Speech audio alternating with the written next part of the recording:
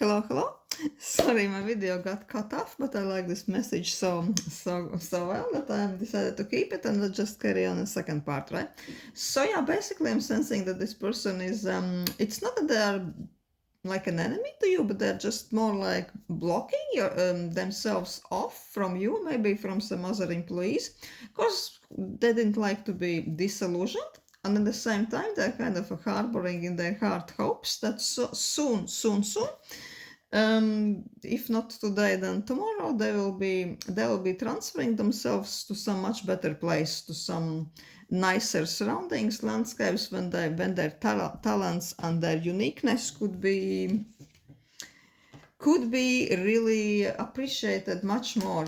I'm really sensing this quite innocent, bit young, naive, unexperienced energy from this. Let's ask this darker deck if there is anything we could know what would benefit us about this person. Oh, ghost. So interesting. There's several ways we could really interpret the ghost. Ghost is transparent, etheric, fleeting kind of entity. Ghost doesn't really know limitations, no boundaries. They are passing through walls. 1 second you see them, another you don't. Also, it's interesting, the ghosts probably doesn't know that they're ghosts, because some ghosts can be earthbound spirits, at least from horror movies, we know that. They could be really not aware that they are dead. They could be just stuck in some transitional place between the human life and the, I don't know, afterlife. They could be stuck between different astral planes, and they are just trying to navigate their way through. And this could be a scary place, right? Because they can't know, they're not aware of who they are. So I would say this could be a good metaphor for this person, because sometimes, just like ghosts, who are earthbound ghosts, if they don't know that they are dead, then unprofessional people sometimes don't know that they are unprofessional. They think that they're wisest of them all, and it can get quite hard for them to navigate the professional landscape, right? So I would say that probably this person is a little bit like a ghost.